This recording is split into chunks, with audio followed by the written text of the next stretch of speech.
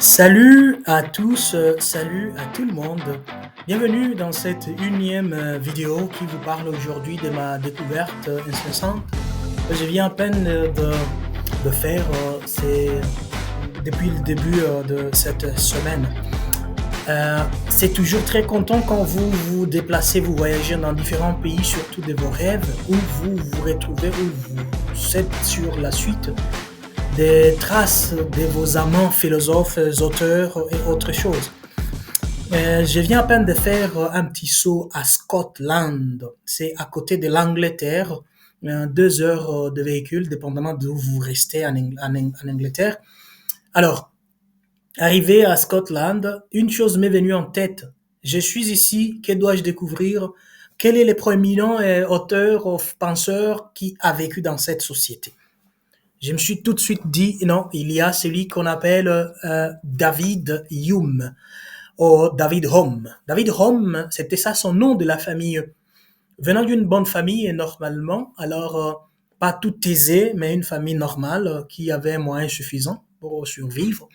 Alors, a changé plus tard son nom à David Hume pour que son nom soit bien prononcé en anglais. Vous savez qu'il vient d'un environnement très, très, très froid. Scotland, c'est un endroit où il y a beaucoup de highlands, signifiant de petits, petits, disons, des petites, disons, îles séparées de petites montagnes, disons ainsi. Alors, mais sinon, c'est un bel endroit à vivre, un endroit très froid. Alors, comment étaient les caractéristiques, surtout corporelles, personnalité, tempérament de David Hume? Il était de personnes qui, vraiment, il dit lui-même qu'il s'est fâché beaucoup. Il était de cela. Mais aussi, il était sociable.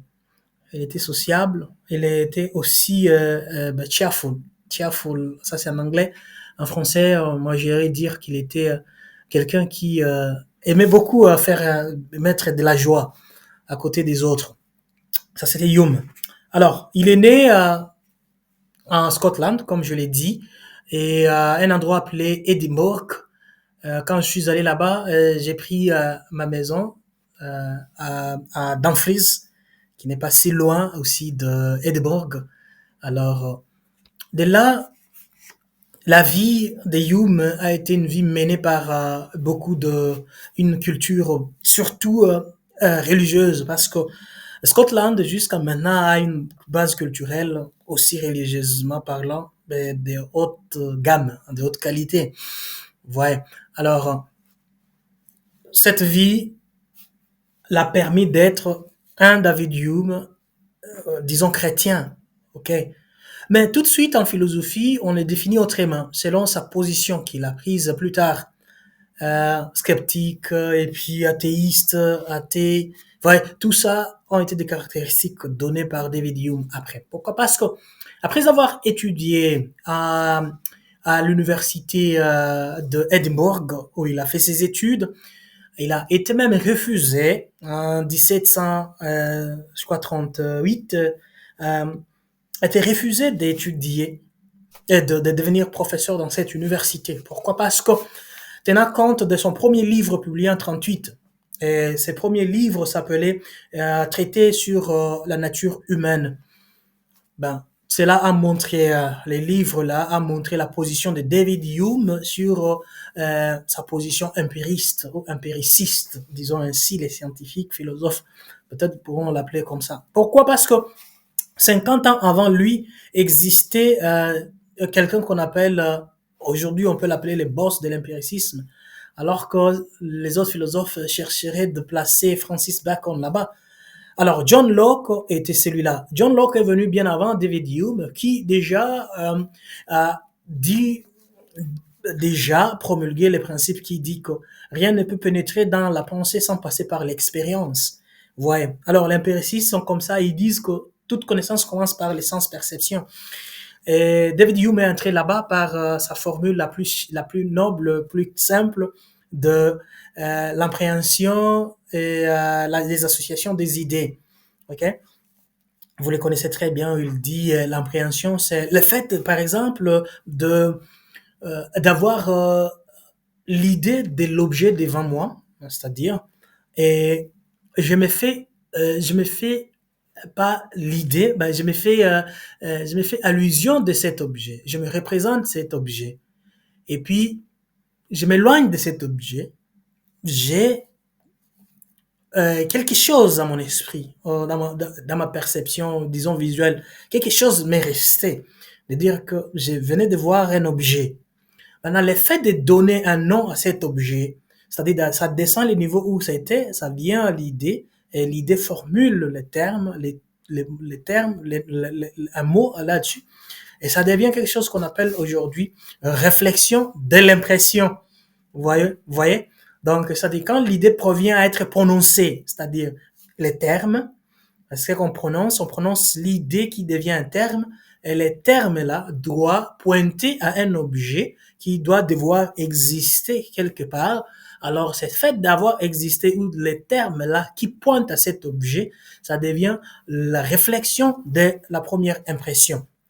Alors, la connaissance se forme comme ça par les associations des idées. Les idées se forment par aussi la formation de beaucoup d'impressions. Voyez. Alors, ça, c'est David Hume. Alors, il est parmi ceux-là qu'on appelle empiristes ou empiricistes. Pourquoi? Parce que il a pris l'empiricisme à un niveau de haut degré. C'est-à-dire, comme on dit toujours que Hegel a pris l'idéalisme platonicien au haut niveau. Ici, David Hume, c'est là qui a pris aussi l'empirisme ou l'empiricisme, c'est surtout l'empirisme, à un niveau aussi très élevé. Alors, il va dire ceci, euh, qu'il est aussi sceptique. Un sceptique, c'est qui, alors il faut savoir définir ce terme, c'est un philosophe ou c'est un penseur ou c'est quelqu'un qui exclut toutes sortes de jugements. Selon lui, il n'y a pas une vérité absolue qu'on peut adhérer dessus. Déjà, ce fait d'être empiriste et sceptique prouve déjà combien il peut tomber dans l'athéisme. Pourquoi? Parce que dans le théisme, qui est le contraire de l'athéisme, ici, l'idée est claire qu'il y a une vérité absolue. C'est Dieu qui est la vérité absolue. Maintenant, dans lui, là, prenant l'empiricisme, un scepticisme empirique, pour lui, c'est simple. C'est-à-dire que euh, le monde logique, philosophique contient deux sortes de méthodes pour parvenir à une connaissance. C'est-à-dire, un, on a la méthode qu'on appelle déductive, c'est-à-dire on utilise certains syllogismes pour arriver à une vérité absolue. Et on peut utiliser aussi la méthode inductive. Cette méthode inductive euh, prouve qu'il y a une conclusion après les syllogismes, mais cette proposition, cette conclusion vient avec elle toutes sortes de probabilités. Par exemple, qu'il a plu hier, il a plu avant-hier. Euh, Hier, il a aussi plu. Aujourd'hui, il doit devoir pleuvoir. Ben, pas dire il va devoir pleuvoir. Aujourd'hui aussi, il va pleuvoir. Les aussi pleuvoir, il y a la probabilité qu'il peut ou ne pas pleuvoir. Alors, ça, c'est l'induction. Et puis, il dit que beaucoup de ce qu'on appelle aujourd'hui des connaissances, qu'on appelle connaissances, selon lui, sont porteuses de jugements inductifs qui ne nous poussent pas de confirmer que ce que tel a dit ou ces raisonnements-là est vrai et universellement ou objectivement vrai. Ça, c'est une manière de regarder cette induction. Une autre manière de regarder l'induction, c'est au niveau de l'expérience. Euh, Parce que la déduction, c'est beaucoup plus dans la raison, dans le raisonnement, dans certaines sciences telles que, par exemple, l'algorithme. On sait déjà que si on fait 2, 4 plus 5, ça donne tel chiffre, tel montant. Ça, c'est connu. Mais il dit beaucoup plus que dans l'expérience, on ne peut pas projeter ce qu'on a vécu, par exemple, avant-hier, et les projeter à vivre aujourd'hui ou dans les futurs. C'est-à-dire, on ne peut pas avoir une expérience pour les futurs. L'expérience a été quelque chose de passé, c'est où l'induction est beaucoup plus regardée dans l'expérience humaine. Alors, on ne peut pas peut-être projeter son expérience et s'attendre ou s'attendre avec cette expérience et vivre cette expérience dans les jours futurs. C'est impossible, selon lui. Alors, il est né dans ces terrains-là. C'est pourquoi, déjà pour lui, commence à devenir déjà tout de suite difficile. le fait des causes et effets, dans le sens que il serait impossible de voir les causes de l'existence d'une chose et le définir ou l'interpréter à travers les effets. C'est-à-dire, dans la même méthode inductive, nous savons que ce qui a poussé qu'il y ait la pluie, par exemple, la fois dernière, 2 jours passés, c'était une, deux, trois choses, par exemple. Alors, aujourd'hui, l'effet de cela ne peut pas nous pousser à avoir la même cause pour les jours qui doivent venir. Les causes peuvent aussi changer, ok? Et les effets normalement. Alors, on ne peut pas définir les causes à travers les effets. Et aussitôt qu'une cause est cause, c'est-à-dire elle produit des effets, et les effets là ne nous ramènent pas tout de suite à la cause. Vous voyez? Ça, c'est un peu d'empiricisme de Hume. Alors, ce qui me plaît beaucoup chez Hume, à peine que je suis arrivé dans son pays, Scotland, avec lequel je suis resté étonné, surtout positivement, dans le sens que j'ai découvert la merveille qu'il y a dans ce pays, Scotland, c'est la végétation, les paysages scotlandais, je dis comme ça, je ne sais pas comment on l'appelle, Scottish en anglais. Alors, je sais pas comment on les appelle en français, scotlandais ou comment. Alors, le fait d'avoir grandi dans ces pays permis Hume d'écrire encore un autre livre parce que le premier n'a pas été bien accueilli. Alors, il va s'intéresser à écrire, par exemple, un autre livre sur, par exemple, il va écrire un autre livre sur le traité sur l'entendement humain. Ouais. Cet entendement humain de David Hume est venu avec aussi beaucoup d'autres questionnements, avec lesquels il va plus se concentrer encore à publier un autre livre en 51, parce qu'à 48, il a publié ses deuxième livre. En 1751, il va publier un autre livre qu'il va lui-même appeler encore un autre entendement sur les principes moraux, les principes moraux.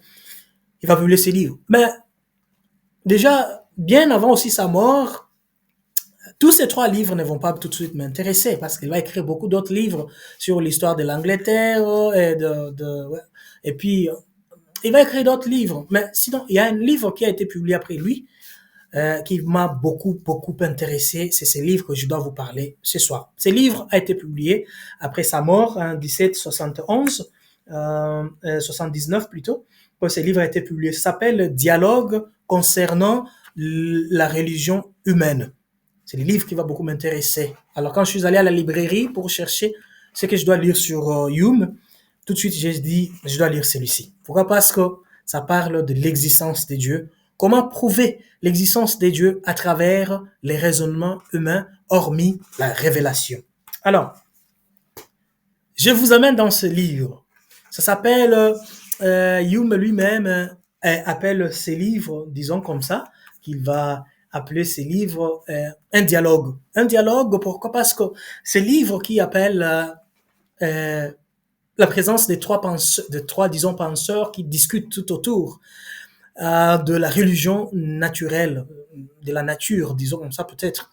Alors, la religion, on voit un groupe de gens, ou bien une société, ou un individu qui se donne une croyance à laquelle il voit une transcendante dedans, une transcendance qui l'inspire à avoir certains principes afin de vivre moralement bien dans sa société.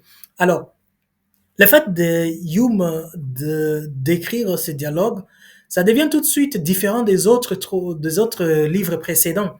Ce dialogue ici va inclure 3 individualités. Le premier, c'est Philo. Philo, lui, représente dans ce dialogue ces personnages qui jouent le rôle d'un sceptique.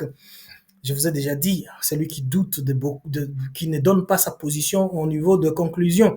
Surtout, ils peuvent émettre des prépositions, mais ne peut pas donner sa décision. Il laisse sa décision en doute. Et puis, il y a Cleanthes. Cleanthes ici, ou Cleanthes, en anglais, on dit toujours.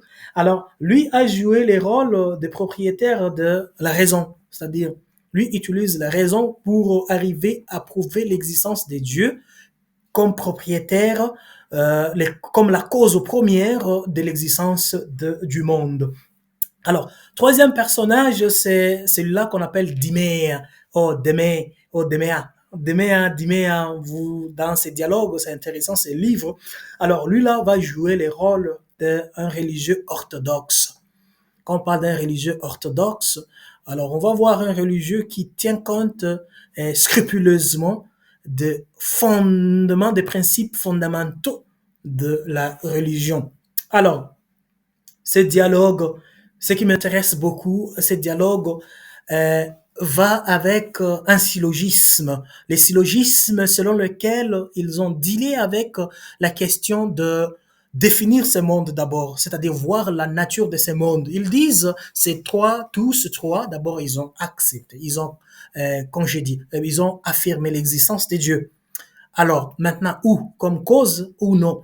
Alors, ils sont partis par dire que ce monde a été dessiné. Ça, c'est première proposition.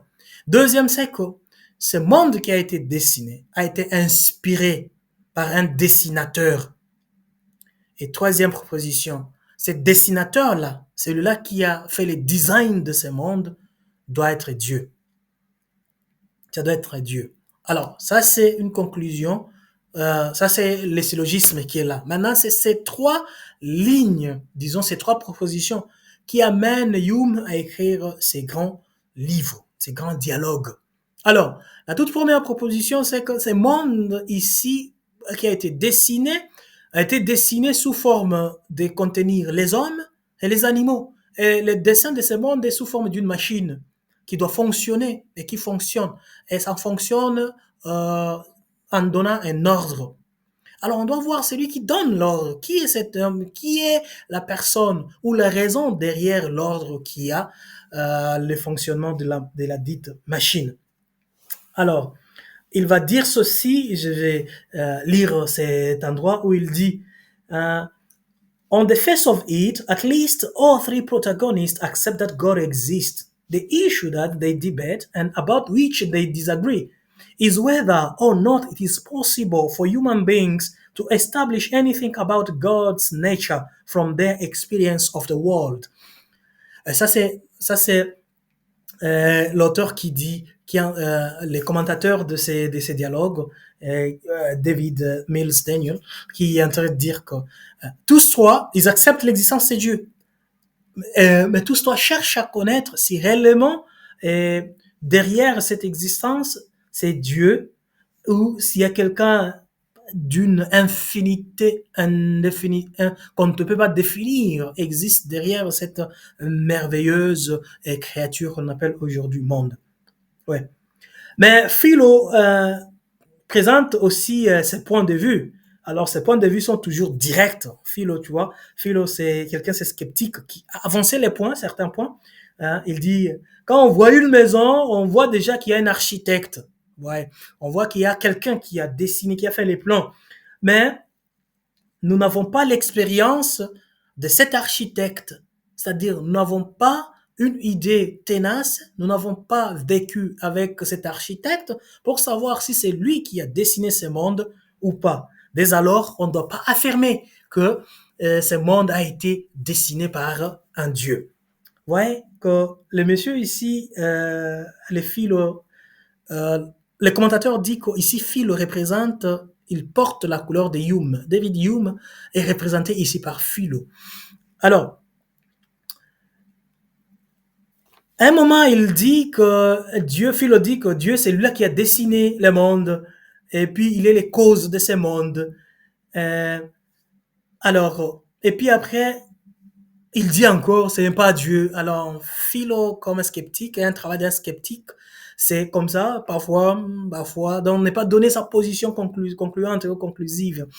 Alors, et puis, nous ne devons pas, notre expérience ne nous permet pas normalement à inférer ou à dire directement que c'est Dieu qui est cet être parfait qui a inclus toute cette création.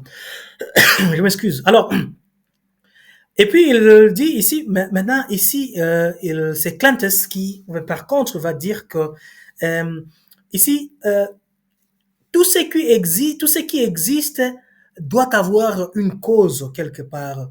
Et puis, l'univers ici doit avoir une cause première. Et la cause première de l'univers, ça doit être Dieu seulement. Et puis, c'est Dieu-là, l'homme n'a pas la capacité de penser comme lui, c'est-à-dire de penser à son existence, parce que son existence est plus grande que ce qu'on peut penser. Si vous vous souvenez déjà, vous savez que Hume a vécu au XVIIIe siècle.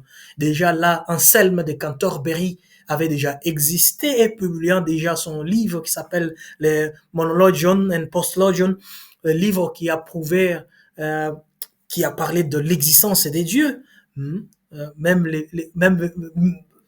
surtout sur une pensée que la meilleure des pensées ne peut penser à cette existence des dieux. Donc, c'est un Dieu qui existe et c'est le créateur de tout. Ça, c'est déjà depuis. Alors, c'est-à-dire que Hume aurait déjà lu aussi Cantorbéry, c'est Anselme de Cantorbéry, parce que Cantorbéry est en Angleterre. Alors, il est venu ici comme évêque de l'Angleterre, lui, Anselme, déjà dans le XIe siècle. Hume qui a vécu au XVIIIe. Donc, la société était déjà fondée par des pareilles merveilleuses intelligences de cet évêque. Alors, ici, le deuxième point, c'est que Philo dit que nous devons accepter, accepter qu'il y aurait un pouvoir infini quelque part. Et puis, ce pouvoir infini, c'est un pouvoir bénévolent, tout puissant, et puis tout connaissant, qui serait Dieu. Ces dieux-là devaient être comme ça, c'est-à-dire les trois valeurs indéniables des dieux, l'omniprésence, l'omnipuissance et l'omniscient. Alors, Dimea ou Déméa, lui, par contre, le troisième personnage de ce dialogue, va dire que la religion que nous appelons la religion aujourd'hui humaine ou l'autre religion, si elle existe et si on peut chercher à dire qu'il y a Dieu, c'est par le fait que l'homme est buté de la misère. C'est la misère qui pousse que l'homme se voit un être parfait au-delà de lui. Ouais. C'est quelque chose de bien que ici, la misère de l'homme pousse l'homme à voir et à toujours prier et à toujours chercher une perfection quelque part. Le bonheur, à toujours chercher la vérité éternelle, à toujours chercher l'union, l'unité de la société. Ouais, ça c'est un tel Dimé qui commence à dire cela. Et puis, il ne cherche pas à n'importe qui, il cherche à cette créature qui est au-delà de lui. Ok, cette créature qui est plus que lui-même, parce que une créature telle que lui-même, lui-même, ne peut pas donner réponse à ses problèmes. Alors, de ce fait, qu'est-ce qu'il y a? Alors, c'est que, suis là-bas, c'est que il y a la discussion qui continue, et tenant de cet exemple, c'est Clinton qui va faire allusion plutôt à une de ce qu'on appelle non, c'est Philo plutôt qui va faire allusion à ce que nous appelons aujourd'hui les phrases phares de Épicurus. Épicurus ou Épicure a vécu déjà au 1er siècle après Christ. On les connaît tel qu'un hédoniste ou quelqu'un qui a concentré sa philosophie tout autour de plaisir.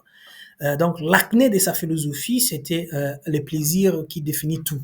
C'est-à-dire, l'homme qui sait déjà maîtriser son plaisir, cet homme-là doit être appelé comme les sages de la société. Parce qu'on cherchait certaines personnes avec une sagacité dans les vécus ordinaires, dans la société. Alors, pour lui, il y a deux sortes de plaisir, plaisir actif et le plaisir, disons, kinesthésique, donc catastématique.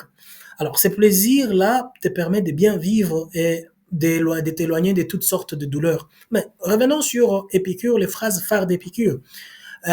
Surtout, on donne cette phrase à Épicure, on ne sait pas si réellement il y a une œuvre qui prouve qu'Épicure, même dans ses lettres à son fils, on n'a pas vu ces phrases, mais on a attribué ces phrases à lui. Pourquoi? Parce qu'il était beaucoup plus accroché au plaisir. On sait que beaucoup ont approché ces manières-là, cette manière épicurienne au plaisir comme mondain. Alors, cette manière ne pouvait pas venir de Dieu. Alors, ces phrases aussi devaient être accrochées à Épicure. Où il dit, si Dieu existe, ça c'est un, he is, he willingly to prevent evil, but not being able, then he is impotent.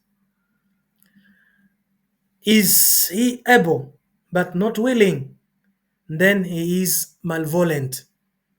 Is he both able and willing, once then he is evil. Alors, je mets cette phrase en français où il dit que, alors, si Dieu existe, alors qu'il y a tout mal qui englobe l'homme, il y a la misère qui mange déjà l'homme, si il veut voir l'homme dans cette misère, alors c'est un Dieu qui est pétri de mauvais esprits. Comment est-ce qu'il peut envier l'homme misérable? Ça, c'est un. Deux, et s'il voit l'homme dans cette vie misérable, il l'aide, mais ne parvient pas. C'est-à-dire c'est un Dieu impuissant. Vous voyez ces phrases? Et puis il dit, alors si tous les deux, c'est un Dieu qui ne parvient pas à aider l'homme à arriver à la solution, à sortir de la misère, et c'est un Dieu qui aime tout, voir l'homme dans la misère, c'est-à-dire c'est un Dieu qu'on appelle un Dieu méchant, un Dieu démoniaque. Ouais. Alors, à cet effet, il y a par exemple de vraies attaques, une bonne réponse normalement qui est venue de Clance. Clance qui dit que Dieu ne peut pas être la cause des maux qu'il y a dans le monde, des mauvais esprits ou des misères de l'homme. Dieu ne peut pas être la cause de tout ça. Pourquoi? Parce que les effets ne doivent pas définir les causes. Ouais, comme on a dit bien avant. Alors, c'est un bon dialogue dans ce sens-là que j'ai beaucoup aimé de lire ce dialogue. Alors, et puis il dit que le monde futur, peut-être ça peut être une spéculation seulement, mais nous avons notre Dieu, un Dieu qu'on connaît. Et puis, il y a seulement une seule méthode de voir le monde futur, arriver au monde futur. C'est la divine bénévolence, ou divine benevolence, la divine, disons, bienfaisance, bonté. Ok? Alors, cette divine bonté, pour l'avoir, dès alors, il faut une chose, il faut s'abstenir ou bien refuser, mettre en défi, refuser toutes sortes de ce qu'on appelle la misère absolue, ok, de l'homme. C'est-à-dire l'homme doit se méfier, doit combattre de haut en bas de toutes les misères possibles. Alors c'est quoi la misère? Blaise Pascal définirait plutôt la misère comme tout homme qui fuit sa pensée pour vivre charnellement, pour vivre la concupiscence, donc, selon la concupiscence. Alors, l'homme est misérable dans ce monde-là s'il vit selon sa chair, s'il vit selon ce qu'il voit, selon les yeux, s'il vit selon l'esprit qu'il entend les gens développer les mauvaises pensées aux gens. Ça rend l'homme misérable. Alors, pour bien vivre, selon Pascal, ou bien pour être un homme de valeur dans la société, il faut utiliser d'un bon escient sa pensée, sa raison. Alors ici aussi, même chose. Pour que l'homme parvienne à voir cette future bonté et voir un monde